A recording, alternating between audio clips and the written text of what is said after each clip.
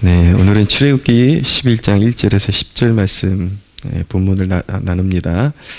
이제 마지막 한 가지 재앙을 앞두고 있습니다. 애굽의 모든 장자를 하나님께서 죽이시는 재앙입니다. 그날은 애굽에게 큰 통곡의 날이 되겠지만 하나님의 백성들 이스라엘에게는 구원의 날이 될 것입니다. 오늘 본문을 보면은 몇 가지 특이할 만한 그런 메시지가 있는데, 첫째는 하나님이 하나님의 백성들을 위로하신다라는 것입니다.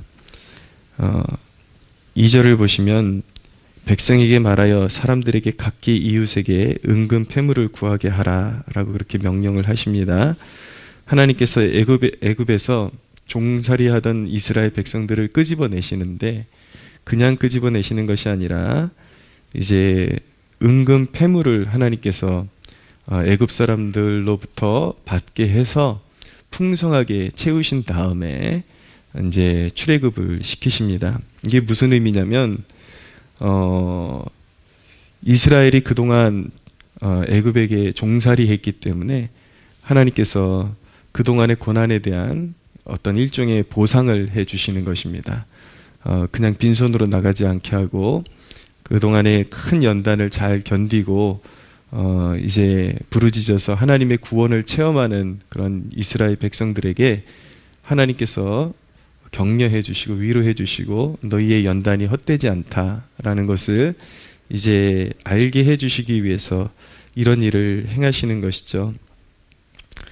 허락된 연단을 잘 이기면, 하나님께서 허락하신 연단을 잘 이기면 하나님은 그 끝에 큰 격려를 주십니다. 알아주지 않아도, 누군가가 나를 알아주지 않아도 남몰래 눈물 흘리면서 그 눈물을 훔쳐가면서 주님을 섬겼던 백성에게 하나님의 때가 무르익으면 반드시 상을 주십니다. 그것이 하나님께서 하나님의 백성들에게 행하시는 영적인 원리입니다. 근데 이 축복에는 양면이 있습니다. 분명히 축복인데 하나님께서 이스라엘 백성들에게 은근 패물을 가져가게 하신 것은 큰 은혜이고 축복이었는데, 이제 이스라엘 백성들이 마음이 부패했을 때 이 축복이 변질되게 되죠. 그래서 이제 광야 생활을 하면서 이제 광야에 가서 거기서 이제 이 은근 패물을 가지고 송아지 우상을 만들어서 하나님의 진노를 사게 되는 그러한 안타까운 일들이 벌어지게 됩니다. 안타깝죠. 하나님께서 축복이라고 주신 거고 하나님께서 그걸 통해서 재앙을 내리시기 위해서 주신 축복이 아닌데 사람은 꼭 그것을 재앙으로 바꾸어 버리는 그런 이제 안타까운 패단을 가지고 살아가죠. 그래서 사실은 이 물질적인 축복만큼 위험한 것이 없습니다. 근데 그렇다고 해서 그것을 배척해야 된다라는 이야기는 아니지만 하나님께서 분명히 우리에게 어떤 위로 주시고 격려 주시고 그럴 때에 중요한 것은, 그래서 청지기직이라는 것이 그래서 중요한 것입니다. 기독교의 정신 가운데 하나님께서 주시는 그런 모든 부요함, 그 다음 축복, 이런 것들에 대해서 그저 내 탐욕을 쌓기 위해서 그것을 사용하면 그것이 언젠가 반드시 송아지 우상이 될 수밖에 없는데, 이제 그것을 하나님이 뜻하신 그런 용도에 맞게 사용하고 선한 일에 사용하고 하나님을 섬기고 이웃을 섬기는데 잘 활용하면 그 축복이, 하나님께서 주신 그 선물을 주신 하나님의 마음이 기쁨이 되겠죠. 그래서 우리가 항상 그런 상급과 선물을 하나님께서 왜 주셨는지에 대한 이유, 목적에 대한 분명한 의식을 가지고 우리가 살아야 하는 것입니다. 두 번째로, 밤이 깊으면 새벽이 가까이 온다라는 말이 있습니다. 자, 가도 연단이 끝이 없는 것 같지만 어느 날 묶임이 풀리고 길이 열리는 날이 있습니다. 하나님이 반드시 그것을 약속하고 계십니다. 그러나 이 하나님의 백성들에게 주어지는 자유는 예수님께서 피 흘리심으로 주어지는 자유인 것입니다. 출애굽이 어떻게 이루어지게 되었습니까? 이스라엘 백성들이 사는 그 집에 어린 양의 피로 그 문 인방과 문설주에 발라가지고 구약 시대에 그 나타나는 모든 것은 사실은 예수 그리스도를 예표하는 것입니다. 어린 양 되시는 예수님의 피를 문인방과 그 문설주에 발라놨을 때에 죽음의 영이 이스라엘 백성들의 장자를 죽이지 못하고 그냥 뛰어넘죠. 그것처럼 그것을 통해서 이제 출애굽이 이루어지는데 오직 예수님의 보혈의 은혜로 그것을 통해서 우리에게 주어지는 영적 자유라는 것을 알고 하나님께서 우리에게 그런 영적 자유를 주실 때에 그 자유로 죄를 섬기거나 또다시 유혹에 빠져서 하나님의 진노를 사지 말고 그리스도를 위해 살아야 하는 것입니다. 그분이 피값을 지불해서 주신 자유이기 때문에 너무나도 여러분 값진 것들을 사놓고 막 사용하고 그런 사람은 없을 거 아니에요? 너무나도 귀하고 가치 있는 것을 사면 살수록 잘 보관하고 싶어하고 소중하게 보관하고 싶어하죠. 우리를 값주고 사신 분이 예수 그리스도이신데 주님의 그 정금과 같은 피값을 지불하고 우리를 사셨는데 죄를 섬기는데 우리가 쓰임받아서는 안 된다. 그리스도의 보혈의 공로에 합당하게 살아야 한다는 것을 알아야 되는 것이죠. 세 번째로 하나님이 이제 바로와 애굽의 장자를 다 죽이실 것입니다. 완전히 이제 벌하실 것입니다. 행한 대로 갚으십니다. 하나님은 이전에 바로가 이제 이스라엘 남자 아이들이 태어나면 다 죽이게 하고 그렇게 강제 노역을 시키고 그렇게 악을 저지르더니 이제 하나님께서 그의 장자를 죽이기로 결정하셨습니다. 여러분, 우리는 세상에 아무런 고통 없이 잘 살아가는 듯한 하나님 없이도 잘 사는 사람들을 보면서 때때로 부러워하기도 합니다. 근데 여러분, 어리석은 사람들은 신앙생활을 하면서도 이렇게 말하곤 하거든요. 안 믿는 사람들이 더 잘 되더라.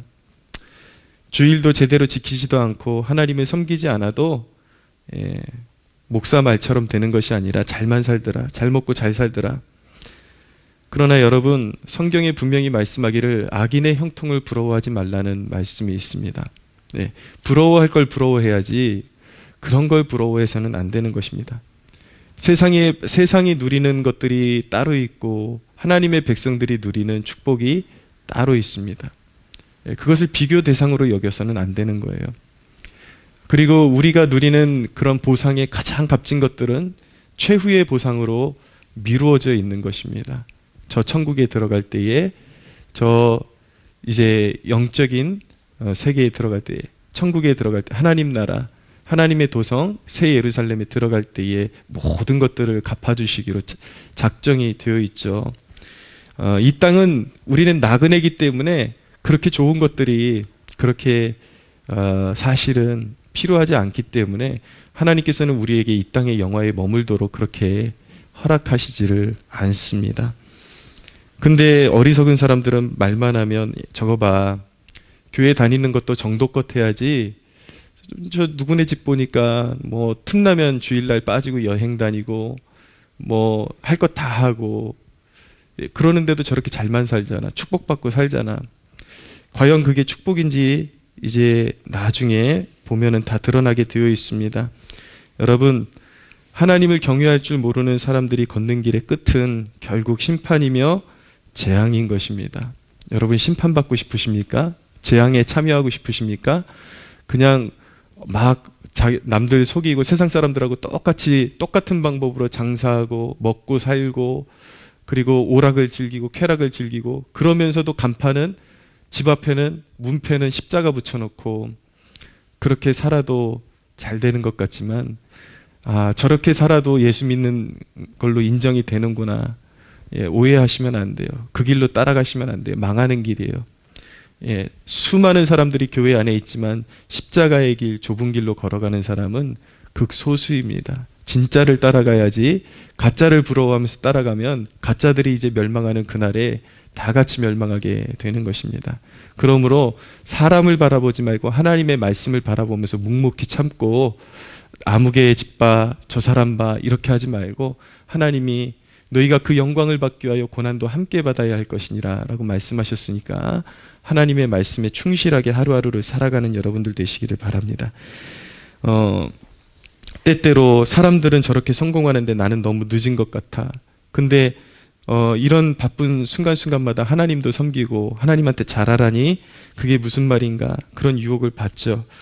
그런데 여러분, 아닙니다. 반석 위에 집을 지으십시오. 늦게 간다라고 생각하지 마십시오. 분명히 하나님께서 주시는 축복도 있습니다. 여러분들에게 주어진 인생의 기회에 신앙의 기초 하나하나를 정성껏 벽돌 하나하나를 숙련된 건축가가 올리듯이 그렇게 올려 가십시오. 신앙을 바로잡는 데 집중하십시오. 예, 운동도 제가 예전에 운동이 전공이었기 때문에 말할 수 있는 것이 무엇이냐면, 성급한 사람은 잘하는 사람의 기술을 막 먼저 따라해서 습득하려고 합니다.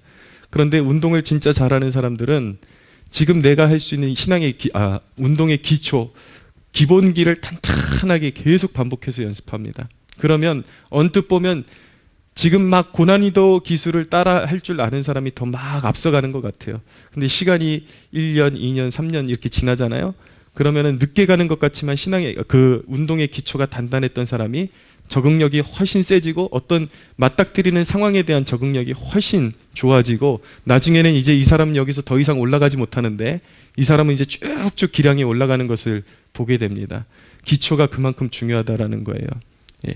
기도에 관해서 논할 때에 사람들은 기도하기 싫으니까 별의별 핑계를 다 댑니다. 예. 유튜브 보면서 신앙 배우지 마세요. 기도는 마음속으로 그냥 이렇게 하나님이 길을 걸어가면서도 기도지 왜 따로 떼어서 시간을 떼어서 기도를 해야 되냐. 맨 이딴 거 가르치고 그러는 세대들이 가르치는 것을 배우려고 하지 말고, 기도를 배울 때 왜 기도를 해야 되는지 깊이 묵상하고, 왜 부르짖어야 되는지, 그리고 왜 오랜 시간 동안 기도하는 것이 좋은지, 그런 것들을 탄탄하게 다져가면서 절대 여러분들이 어딜 가도 이 우선순위가 빼앗기지 않는, 주일 성수도 그냥 맹목적으로 내가 교인이니까 하는 거지, 그런 것이 아니라 왜 해야 되고 여기에 담긴 의미가 무엇이고 왜 목숨 걸고 지켜야 되는 것이고, 그런 것 하나하나를 세상 사람들이 나를 아무리 야 그거 아니야, 저 사람들 봐 저렇게 대충 헐렁헐렁 믿어도 잘 되잖아, 그게 아니라 정말 신앙의 위대한 족적을 남기고 한 발 한 발 걸어갔던 믿음의 선배들의 그 발걸음을 쫓아가야 되는 것입니다. 그래야 결국 영적으로 요한 3서의 말씀대로 내 영혼이 잘된 같이 내가 범사에 잘되기를 원하노라. 여러분들의 영혼이 하나님 앞에 바로 서면 여러분들의 눈에 보이는 삶도 따라서 향상되고 하나님의 축복으로 채워지게 되어 있습니다. 여러분, 복된 길로 걸어가십시오. 여러분 마음속에 여러분의 삶이 흔들리지 않는 하나님의 도성, 누가 전쟁이 일어나고 어떤 풍파가 불어도 비바람이 불어와도 흔들어댈 수 없는 하나님의 도성이 세워지는 그런 복된 여러분들 되시기를 바랍니다.